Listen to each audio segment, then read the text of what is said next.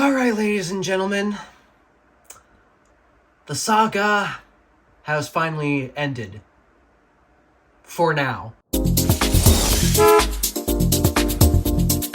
So I may have mentioned a couple of times, especially during the 2024 GMC Terrain review that I did about a month ago or so. I mentioned a little bit about how my car was in the shop a lot for a particular issue. And unfortunately, the amount of time it took to get this whole issue resolved was roughly about a month and a half, which, oh yeah, I was definitely very annoyed about this. And it was because there was a bunch of bringing the car into the shop, getting it back, still not completely fixed. So then I gotta bring it back again so it does get fixed. It was a nightmare. Finally, it's done for now. Probably not gonna go back to the shop for a while. I'm not saying it's done completely because, well, things happen. We know how life works. And as a result, I am just going to say for now what has happened with Stardust, because for a month and a half, I was not enjoying my ownership with her at the moment. Let's talk about what's going on. So for a while, I've been having the check engine light come on in Stardust, and it was for what's referred to as the grill shutters. Apparently, the ECU was not making proper communication with the grill shutters. As a result, the ECU was, well, not happy, and so it kept throwing up the check engine light. Yeah, just so you guys know, a lot of modern cars, especially modern cars that are focused on efficiency, like the hybrid version of the Buick LaCrosse, for example, oftentimes these vehicles will have a set of grill shutters that will open to allow more air and coolant to cool the engine or various other components. But maybe when the engine isn't working that hard and it's at a relatively steady rev range and it doesn't just need that much cooling, well, then the car will then close these grill shutters to improve the aerodynamics of the car and make it more efficient, which, just so you guys know, actually I found it works. I didn't find out in ways that I liked, but I found that actually, yeah, these grill shutters do make an impact on fuel economy. So when they get stuck open or stuck closed, yeah, you will either have great fuel economy or not, or you will have a slightly warmer than usual engine or not. These grill shutters, they do have an effect on the fuel economy, by the way. I can understand why automakers are integrating them. But up here in Michigan's Upper Peninsula, where we get a crap ton of snow, therefore we get a crap ton of salt, because how do you guys think we keep the ice off our roads here? Salt happens to be one of those chemicals that likes to accelerate corrosion and such. That's why you gotta be careful when buying a car up here. So yeah, just be advised, if you're buying a car from the northern states of the US, be careful about looking for rust on the bottom, because salt accelerates the corrosion process. And apparently this managed to make its way to the wiring harness of the grill shutter system. And as a result, the grill shutter system was either not getting power or was just completely losing communication with the ECU. One or the other, I don't know, I don't care. The point was the connection was really bad and there was a ton of corrosion. And sadly, I wish that the dealership that I took it to, okay, you guys know which dealership I took it to. It's Q&A Chevrolet GMC. The same people who let me review that Laser EV, and I also reviewed that Terrain as well. Yeah, I feel bad for making such positive review videos on them and then kind of going nuts about the whole repair process of my car. And the thing is, this isn't my family's first rodeo with their service team. The salespeople are great. Obviously, their job is to sell cars. But unfortunately, when it comes to service, these guys, I wish could do a little better. And that's because I made a video a few years back on how my parents brought a car to them that wasn't starting, except, oh, they sat on it for a week, despite that they said they were going to test it out the next morning when we dropped it off.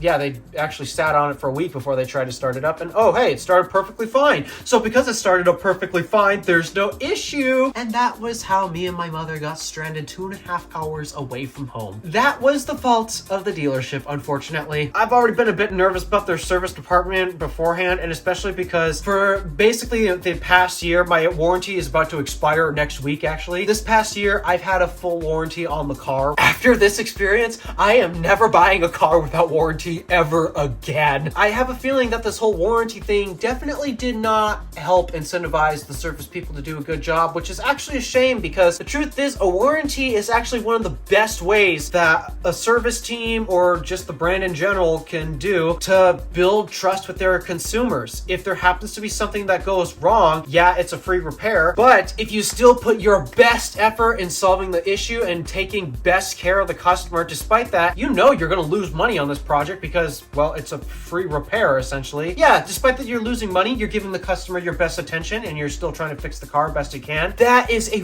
really good way to build trust with your customers. So that way, should they have an issue in the future when their warranty expires, they are likely to come back to you and pay for a future repair should that happen. So yeah, warranty periods, I get it. They're not fun. It's not fun to work on any product when it's under warranty because that means, yeah, you're losing money. It's that simple. And unfortunately, they've been losing about a month and a half's time on my car alone because I don't know if it was the fact that the repair was free, therefore they're losing money, and therefore they want to get this thing in and out as quick as possible and do as little as possible to, in theory, lose as little money as possible. I don't know what the incentive was, but basically my frustration came down to, I brought it in initially. The report was they found corrosion on the wiring harness, so they replaced that, except I guess there's multiple wiring harness because something that was driving me nuts was, it was 4 days later after I had brought that car in, the check engine light came back on. I stopped by AutoZone because I like to get reports from both the dealership and AutoZone to make sure we're all under agreement about what the issue is. And sure enough, it was literally the exact same error light. The ECU was not communicating with the grill shutters. Yeah, not good, especially considering that, oh, I thought the cable was replaced due to corrosion and such. And it took, grand total, 5 different schedulings. 5 schedulings over the course of a month and a half getting this car in and out of their shop. And it was just driving me crazy. And literally, I kid you not, for all of these different times I brought it in, it was all for wiring harness corrosion. And eventually, the 5th time, we got to the point where I'm like, dude, just inspect the entire thing. Even the high voltage wiring if you have to, because again, my car's a hybrid, so it has a high voltage battery pack. I got to the point where I told them, inspect the entire thing.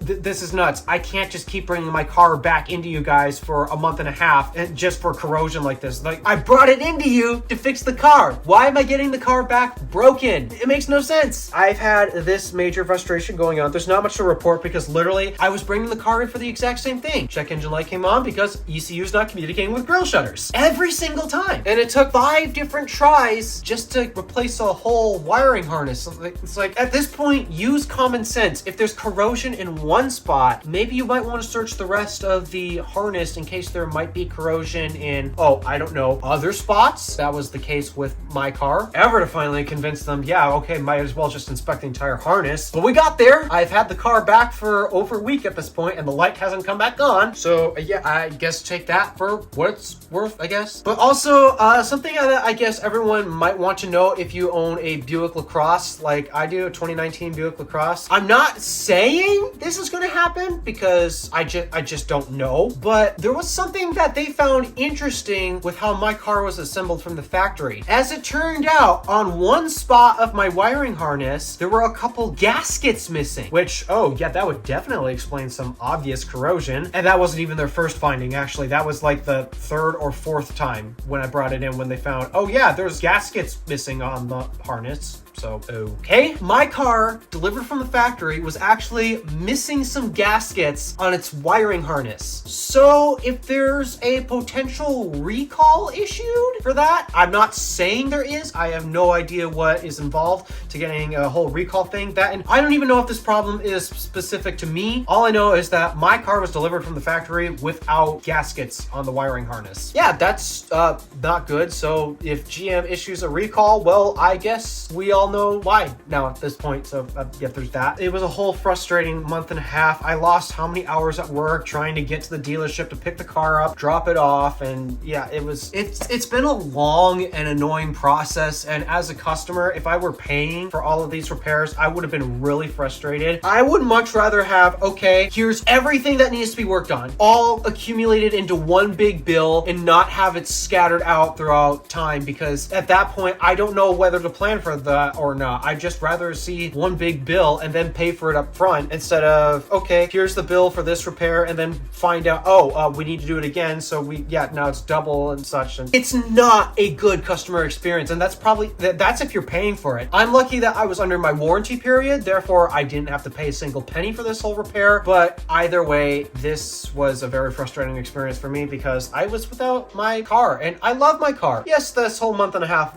with her was frustrating, but literally really, other than this one issue that was easily solvable if they just did their job in a better, timely fashion. If it wasn't for that, I still love the car. The car's basically dialed in at this point. I got new summer tires for her. The display's been replaced, so that way I don't have this weird fuzzy graphic appearance like I used to have. I got brand new remotes for the car. I got a fully recharged and reprogrammed AC unit because of the AC was working kind of wonky in that car initially when I took delivery of it. And overall, truly, I am happy with my car. There's really not much I can complain with it, though I'm still going to have to do a couple upgrades to it. For one, up here in UP, Michigan, you have to have the heated steering wheel. Why does my car not have the option? The Buick LaCrosse does have an optional heated steering wheel. It is an option, but my car doesn't have that. Why? So, yeah, I'm definitely getting that steering wheel replaced. That way I can get it heated for this winter, because I found out I really missed that throughout this winter, because Red Fox, if you guys remember that car, Red Fox had a heated steering wheel. I missed that because I don't wear gloves that much. So yeah, I missed my heated steering wheel. So I'm getting that back. I'm also debating potentially modifying the trunk to make it power opening, because when I had my loaner Terrain, I didn't actually realize how much I liked the power trunk function. That way, if I forget to close it, or if I'm dropping somebody off and they forget to close it, I can close it from the comfort of the driver's seat. It's convenient. I've toyed around with the idea of potentially modifying the trunk so that way it's power opening. No idea if I'm going to go through with that though, because, well, that's going to be expensive. But again, I love this car. I'm not afraid to modify it anymore because this is a car I actually love. It feels very weird to actually like the car that you own, because I didn't really get that experience with Red Fox. I had a slight appreciation for Red Fox because, for one, the paint on that car was beautiful. It was also getting me from point A to point B. I appreciated that, but it didn't do it reliably, and there were so many frustrating things that drove me nuts about Red Fox. I am so grateful I have Stardust. Truly a massive upgrade for me, and despite that I had this massive issue that drove me insane for the past month and a half, well, that's over, at least for now. And now I'm confident I can say Stardust, okay, actually she's going to be due for an oil change in 1,000 miles, but after that oil change, Stardust is going to be ready for a